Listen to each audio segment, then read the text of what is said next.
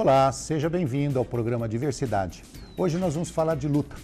Bem, afinal, eu acho que de luta nós falamos em todos os programas de diversidade desde que ele existe, porque nós falamos da luta pela cidadania, a luta pelo reconhecimento pessoal, a luta pelo reconhecimento dos nossos valores, a luta para sobreviver numa sociedade ainda que discriminatória, ainda preconceituosa. Não todos, graças a Deus, nós já temos evoluído bastante, mas ainda sofrem muita discriminação as pessoas com deficiência. Então é uma luta do dia a dia e é uma luta de todos os programas de diversidade para inverter essa situação. Mas eu falei de luta porque hoje nós vamos falar de luta propriamente dita. Além da luta do dia a dia, além da luta diária de reconhecimento dos seus valores, nós vamos falar da luta do tatame. Nós vamos conversar com o Ricardo Dembowski. Ricardo Dembowski, eu falei que eu ia tropeçar no nome. Você me avisou mesmo, Roberto. Que é presidente da Confederação Brasileira de Para-Jiu-Jitsu. Correto. Para-jiu-jitsu, então, já significa que nós estamos falando da luta de jiu-jitsu para pessoas com deficiência. Toda vez que vem essa palavra para antes, para atleta, para Olimpíada, nós estamos falando de pessoas com deficiência praticantes do esporte. Como é que surgiu essa ideia de para-jiu-jitsu? Primeiro, eu gostaria de agradecer o convite seu, Roberto Rios, para estar aqui no programa Diversidade, da TV Câmara, e dizer que algo incrível aconteceu. O para-jiu-jitsu veio exatamente suplementar a questão do jiu-jitsu convencional. Existem vários atletas competidores que não tinham como competir, em razão de que não havia regra adaptada. E houve a necessidade de se criar o esporte. O para-jiu-jitsu não existia antes de 2014. É a oportunidade que nós fundamos a Confederação Brasileira Paradesportiva de Jiu-Jitsu ou a Confederação Brasileira de Para-Jiu-Jitsu. Eu e mais 13 faixas pretas nos reunimos, adaptamos as regras e organizamos o esporte num contexto mundial. É a primeira e única entidade que existe que dá atenção aos atletas com deficiência física, motora, auditiva, visual e intelectual na competição do jiu-jitsu ou para jiu-jitsu. Já viram que eu não posso pisar na bola, né? O homem é faixa preta. Certo? Tem que ir devagar. Ô, Ricardo, pelo que você me comentou agora, pela explicação que você deu, eu entendi o seguinte: já existiam praticantes de jiu-jitsu com deficiência. Pessoas com deficiência já praticavam jiu-jitsu, mas não existia uma regulamentação disso, não existia uma confederação, é isso? Correto. Aí você criou a confederação. Correto. Quer dizer, deu uma organização para o esporte jiu-jitsu na questão de deficientes. Sim. O que existia eram pessoas com deficiência que praticavam... Em uma academia ou outra, isso, um professor ou outro. Inclusive no mundo, que praticavam jiu-jitsu. Só que o jiu-jitsu convencional é muito ligado à competição. E quando esses atletas se inscreviam para competir no jiu-jitsu convencional, tinham dificuldade, chegavam na hora da checagem no campeonato e não era permitido que eles lutassem, em razão de que as regras não contemplavam a união de categorias. Então era um risco muito grande promover um evento, talvez com um andante e um cadeirante, se a regra não estabelecia os limites ou as normas para que se garantisse a integridade física dos dois, inclusive do deficiente. Aliás, queria fazer um comentário. O deficiente competidor tem a mesma cabeça da pessoa que não tem deficiência. Então ele está lá buscando o quê? Um resultado de alto rendimento. Ele quer buscar um lugar no pódio. Isso. Tá, que antes você, como não tinha regras, não existia uma competição, seria uma brincadeira dentro da própria academia, não existia aquele espírito competidor, ou seja, uma busca incessante de melhoria.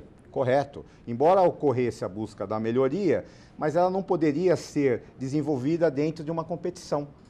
Até acontecia a melhoria. Aliás, eu queria dizer uma coisa, mesmo presidente da Confederação Brasileira de Para-Jiu-Jitsu, eu aprendo muito com meus atletas filiados. Aliás, eu aprendo mais com eles do que eles comigo. A questão da superação, a questão de conseguir a integração depois de ter passado, talvez, por uma situação de tragédia. Aliás, o Ministério da Saúde estabeleceu uma estatística: 90% das deficiências são adquiridas durante a vida, só 10% são congênitas. Ou seja, o atleta do para-jiu-jitsu e de outros esportes do paradesporto adquiriram durante a vida a sua deficiência. E onde que eu aprendo? Eu penso, me analiso, se um indivíduo que passou por uma situação que o levou à deficiência faz tudo o que ele faz, eu que até o presente momento não tenho deficiência, o que eu posso fazer? Eu aprendo muito com os filiados da minha entidade. Eu só queria dar uma explicação aos nossos amigos de casa, o Ricardo, é o seguinte, a questão da importância da competição, ela é tão grande que a gente pode fazer um exemplo de vida. Se você tem uma vida normal e você não tem um objetivo para buscar na vida, você não quer alcançar nada, você não tem um ponto que você quer chegar, a sua vida se torna monótona, ela se torna quase que sem sentido. Então, nós, seres humanos, somos competidores. Nós, seres humanos, nascemos para buscar, para ter um objetivo, para lutar, para alcançar algo. Ou comprar uma casa, comprar um carro, casar, chegar a um país, visitar um outro país. Nós temos que ter um objetivo e a gente luta para aquilo. Então, quando você... É por isso que nós falamos a respeito da importância da competição. Quando você pratica um esporte, mas aquele esporte é só uma prática do dia a dia, você faz sempre a mesma coisa, você não procura criar coisas novas, você não procura se exercitar um pouco mais, se esmerar um pouco mais, fazer um exercício físico para melhorar a sua qualidade física. A partir do momento que você tem uma competição pela frente, a coisa muda. Com certeza. O esforço pessoal é muito maior para atingir o pódio. Com certeza. E isso faz com que melhore a qualidade de vida, como você disse que é o objetivo principal. Com certeza. Aliás, a confederação ela tem um projeto organizado de desenvolvimento do esporte, que leva em consideração iniciação desportiva. A iniciação desportiva vai trabalhar exatamente com a pessoa que talvez nunca tenha praticado nenhum esporte. Muito importante para que o esporte se prolongue na linha do tempo e se fortaleça. E por último, o alto rendimento. Quem vem competir na CBPJJ é atleta, é alto rendimento. Não tem aquela questão do assistencialismo, de fazer uma demonstração. É alto rendimento. Evidente que para que o alto rendimento exista, nós temos que trabalhar muito forte na iniciação desportiva. E é lá que nós começamos a trabalhar a inclusão, a recuperação, o resgate da cidadania através da prática desportiva, o reconhecimento da sociedade de que a pessoa com deficiência é capaz de fazer tudo, mesmo que tenha algumas limitações. E ao longo do tempo, nós criaremos vários atletas de alto rendimento. Ricardo, você falou uma coisa muito importante agora. Você disse que o atleta que entra na CBPJJ, ou seja, Confederação Brasileira de Para-Jiu-Jitsu, você exige um rendimento dele, você exige dele para que ele seja um competidor. Então, isso é muito importante porque o programa Diversidade tem batido nessa tecla, tem falado sobre esse assunto desde que ele existe, há 3 anos, inclusive agora em junho completamos 3 anos no ar. Parabéns para nós, certo?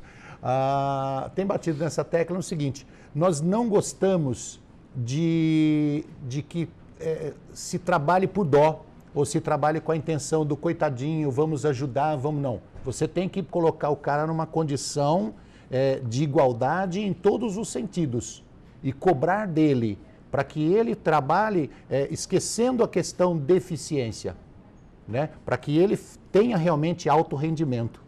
Isso é muito importante. Exigir, não é, não, perdoa ele porque ele tem uma deficiência, não, deixa isso para lá, não, ele não deu esse golpe direito, não vamos ensinar não, porque é muito esforço para ele, porque ele é deficiente. Não existe isso. Não existe, ao contrário. Como eu disse, eu aprendi muito com os filiados da confederação. A cultura do assistencialismo. Isso é ruim. E aí, eles me ensinaram, mesmo sendo presidente, falaram, mestre, aqui é alto rendimento. Tá? Talvez alguns atletas irão competir e vão ver, não, a competição não é para mim, vão continuar sendo praticantes. Certo. Mas não existe cultura do assistencialismo, inclusive porque o meu trabalho com os atletas, com as equipes, com as federações, é de transformar o para-jiu-jitsu, que é brasileiro, em um esporte paralímpico. E na hora de brigar com os atletas lá, chamar atenção, é duro. É duro. Não tem essa de o atleta é deficiente, eu vou aliviar, não. E eles não querem isso, aliás, eles se ofendem. E nós não conseguiremos transformar o para-jiu-jitsu em paralímpico se existir a cultura do assistencialismo. Tá bom. Nós estamos quase para encerrar já o primeiro bloco, olha que rápido. Passa rápido. Voa. Nós temos a Confederação Brasileira de Para-Jiu-Jitsu, já está espalhada no Brasil inteiro? Tem confederações, tem outras associações em todos os estados? Nós temos associações, clubes e equipes que estão filiados à confederação. Nós estamos organizando as federações, então existe a possibilidade já de, em breve, ser fundada a Federação Amazonense de Para-Jiu-Jitsu. Nós já temos a Federação Paulista de Para-Jiu-Jitsu e também temos a possibilidade de fundarmos a Federação do Mato Grosso do Sul de Para-Jiu-Jitsu. Mas fora as federações que estão sendo montadas, que não existem em outro estado, existem as academias que praticam, que podem participar de um campeonato brasileiro. Quem pode ser filiado são equipes, clubes, congêneres e federações. Agora, equipes nós já temos várias, está espalhado no Brasil, aliás no mundo. Nós já temos a primeira equipe nos Estados Unidos de Para-Jiu-Jitsu. Nós vamos fica em Chicago. Depois do intervalo, nós vamos falar sobre Paralimpíadas e sobre o rendimento do atleta na questão de melhoria da sua condição física. Muito importante. Isso é muito importante. Nós vamos falar sobre isso no próximo bloco, mas nós precisamos de ir para o intervalo e já voltamos.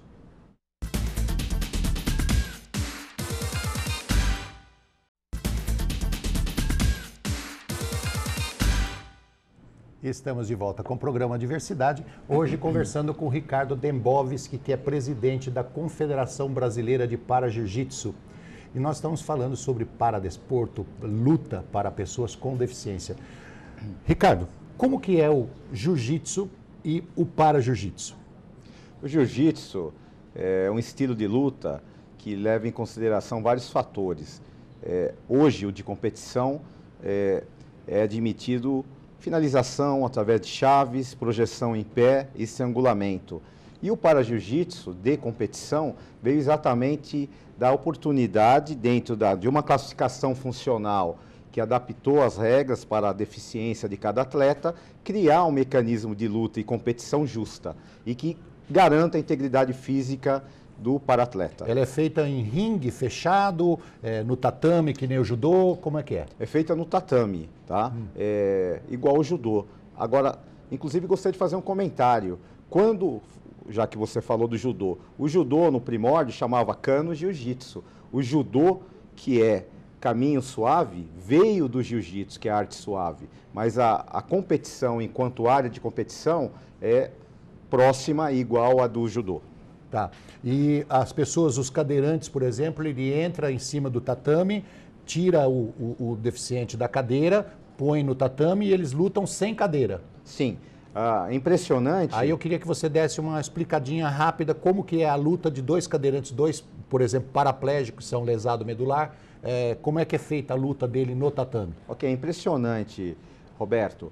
Os competidores, eles descem da cadeira, sobe e desce sozinhos. Só com o movimento do braço. A cadeira fica ao lado do tatame e eles vão até o centro do tatame e iniciam a luta sentados.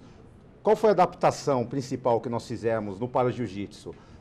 Em relação ao lesado sequelado medular, não pode se aplicar nenhum golpe de finalização nos membros inferiores, porque no passado, quando o esporte não era organizado, já temos registrado casos em que houve fratura de tíbia, porque não havia sensibilidade, foi aplicada uma chave de perna e houve a fratura.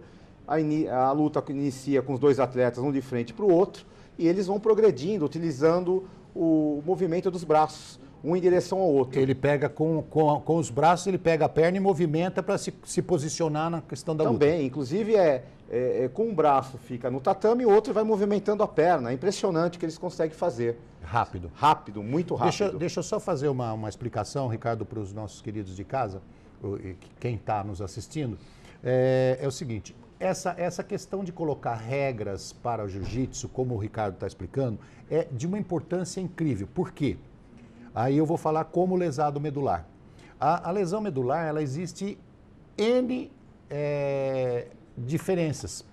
Tem lesado medular que tem sensibilidade, tem lesado medular que tem pequena movimentação de perna, tem lesado medular que consegue levantar a perna, mas não consegue andar, tem lesado medular que consegue até ficar de pé, mas não consegue fazer... Então, existe uma quantidade de variações muito grande, é infinita. No caso, por exemplo, de pegar um lesado medular, tá? Uma T8, por exemplo, vértebra torácica 8, e ele tem uma pequena movimentação de perna contra um que não tem nada, ele pode, de repente, utilizar a perna e fraturar o outro que não tem, certo? Então, Correto. tem que ter regras iguais para que não seja utilizada a perna, para que não haja fratura, como você disse. Aliás, existe um primado fundamental quando nós falamos de classificação funcional. Sempre se leva em consideração a lesão mais grave. Então, o para-atleta que for lutar e ele tem uma condição, digamos, de pequena movimentação, tá? Ele tem que obedecer a regra que favorece o que tem uma lesão mais grave. Isso. Exatamente isso. Mais justo que isso, impossível. Inclusive porque é muito difícil se parametrizar as lesões. Então, vou dar um exemplo. É o que eu falei, existem infinitos tipos de lesões. Vamos pegar os amputados. Amputação de membro superior. Altura do punho, altura do cotovelo. Então, veja a dificuldade que é, através de elementos científicos, poder classificar funcionalmente o esporte e poder fazer com que a competição seja justa. E só a justiça da competição vai dar credibilidade para nós chegarmos aonde? A Paralimpíada. Tá. O jiu-jitsu, como você disse, é uma luta de corpo, de neutralizar o oponente. Então, ela não tem soco e não tem pontapé. O jiu-jitsu é de competição. Porque o jiu-jitsu, de uma forma geral, tem golpes traumáticos. Aí nós já estamos falando de autodefesa, que se deixou um pouco nas últimas décadas em razão de se valorizar muito a competição. E a autodefesa que o mestre Hélio, tá, criou é a base do nosso jiu-jitsu de competição. Eu, na minha academia, eu treino golpes traumáticos, soco, joelhada, cotovelada. Nós só não podemos utilizar na competição. Por que não? Porque senão o esporte seria mais agressivo, né? E na questão de, se nós estamos trabalhando para, digamos, o jiu-jitsu se tornar olímpico um dia, então os golpes traumáticos talvez seriam um fator que não estimularia aquilo que é o espírito desportivo, né? Teria muito contato. Então certo. É esse o motivo da competição ter excluído os golpes traumáticos. Me diga uma coisa, nós estamos aí em vias de começar a Olimpíada no Brasil e a Paralimpíada logo em seguida. Inclusive, deixar claro para os nossos amigos que antigamente era chamada de Paraolimpíada, depois foi mudado para Paralimpíadas. O nome correto é esse, é Olimpíada e Paralimpíadas, ok? Então, em seguida, nós temos a Paralimpíada no Brasil. O para-jiu-jitsu já entra no esporte paralímpico ou ainda tem muito que caminhar? É um sonho, tá? Nós estamos aí, temos 2 anos da fundação da confederação ou da existência do esporte, enquanto esporte organizado, e é um sonho. Vamos trabalhar para 12, 16 anos. Precisa organizar aí pelo menos uns 40 países. Isso, tá? Então nós temos 32 a 34 esportes paralímpicos hoje, sendo praticados, né, ou disputados na Paralimpíada. O caminho é mais breve do que na Olimpíada. O que nós temos a favor do para-jiu-jitsu? É que o jiu-jitsu já se espalhou em todos os continentes. Então, as equipes de jiu-jitsu, paralelamente, vão migrar também para o para-jiu-jitsu e estimular com que mais atletas pratiquem e participem da competição do para-jiu-jitsu. Inclusive nos Emirados Árabes. Nós já temos a possibilidade de levarmos o para-jiu-jitsu para Abu Dhabi.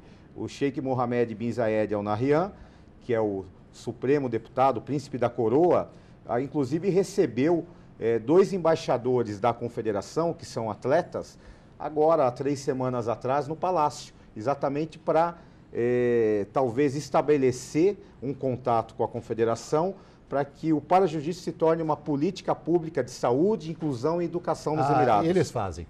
Com certeza. Pode ter certeza. Se recebeu, faz. Agora, Ricardo, eu queria entrar na questão do ganho pessoal, fora a questão da competição, que eu considerei no início do programa como uma coisa importantíssima. Você tem que buscar, você tem que lutar para alcançar um objetivo. Mas fora isso, tem aquele ganho pessoal, aquele ganho de autoestima, né? Aquele ganho social que você estava comentando comigo, e você contou a história de um garotinho que hoje está inclusive na abertura do seu site lá, né? No site da CBPJJ, você pode entrar no site e você vai ver lá o João Pedro, nome do meu neto. Você vai ver lá o João Pedro, uma carinha linda, e conta a história dele para nós. Como é que foi que você ficou tão feliz com a entrada do João Pedro na associação? Olha que incrível.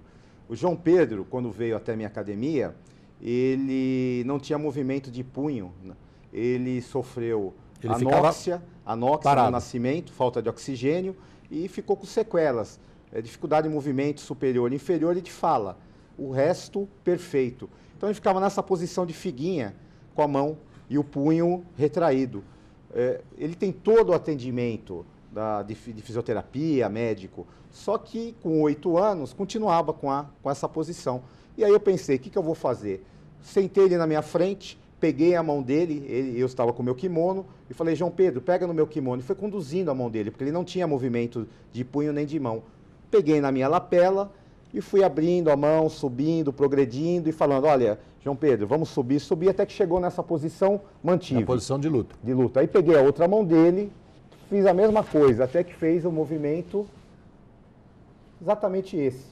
E aí eu fiz a torção de punho dele, a movimentação de punho. Com essa movimentação ele me estrangulou. E eu bati nele, ele ficou surpreso. Ué, o que aconteceu? Aí eu expliquei para ele, João Pedro, você acabou de aplicar um estrangulamento no seu professor, mas para que você consiga fazer isso, você vai ter que treinar em casa.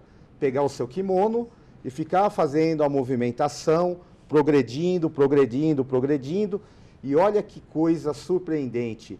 Aquilo que a fisioterapia convencional não estava conseguindo, em 3 meses o João Pedro, além de adquirir a movimentação de punho, conseguiu a movimentação de dedos. Então, quando eu olhava para ele, estava na cadeira e ele esquecia, falava, João Pedro, aí ele já na hora fazia com a mão assim, em 3 meses. Então, para jiu-jitsu, é uma ferramenta surpreendente, inclusive na área que nós podemos dizer científica. Um dos objetivos da confederação é promover e incentivar exatamente isso, projetos científicos para que nós possamos ter conhecimento do que o para-jiu-jitsu trouxe de benefício psicológico, intelectual e principal de autoestima para o seu praticante. Precisa ser dado uma explicação aqui. Isso que o Ricardo contou não diz de forma nenhuma, não diminui em nada a questão da fisioterapia, tá? A fisioterapia é importantíssima para todas as pessoas que têm algum tipo de deficiência. Mas nós, seres humanos, somos únicos. Cada um tem uma forma de agir, de responder a estímulos. E, de repente, aquele estímulo que o Ricardo deu para o João Pedro foi o suficiente para ele entender que ele tinha que fazer algo para se superar ou para atingir um objetivo. Então, não estamos aqui diminuindo o trabalho da fisioterapia. Muito pelo contrário, a fisioterapia é uma questão importantíssima na vida da gente, nós, pessoas com deficiência. Mas existe um ganho extra, né? Aliás, Roberto, queria dar um recado para os meus amigos médicos, para os meus amigos fisioterapeutas, educadores físicos. Eu conto com vocês. O para-jiu-jitsu é apenas uma ferramenta. Quem vai me ajudar a estabelecer os critérios científicos são vocês, médico, fisioterapeuta, psicólogo, importantíssimo, educador físico. Então, é uma ferramenta. A ciência são vocês que vão me dar as respostas através da observação. Ok, se alguém quiser conhecer um pouquinho mais a Confederação Brasileira de Para-Jiu-Jitsu, pode entrar no site, né? Que está aí na tela, pode telefonar para o Ricardo, que também o telefone está aí, e eu acho conveniente que as pessoas entrem em contato, pelo menos para saber o que do que se trata. Eu acho muito importante. Ricardo, obrigado por você ter vindo aqui conversar conosco. Eu lhe agradeço e queria fazer um convite a todos os seus telespectadores. Sim. Em setembro e novembro, nós realizaremos, respectivamente, a terceira versão do Brasileiro de Para-Jiu-Jitsu em setembro e em novembro o 3º Campeonato Mundial de Para-Jiu-Jitsu em Santo André, São Paulo. Estão todos convidados. E está lá no site. Okay. Tá? E eu lhe agradeço o convite e espero ter colaborado um pouco para para o programa Diversidade. Bastante, não só para o programa Diversidade, mas você colabora para a progressão do ser humano de uma maneira geral. Obrigado a você de casa que esteve conosco no programa Diversidade e nós te esperamos na próxima semana. Até mais.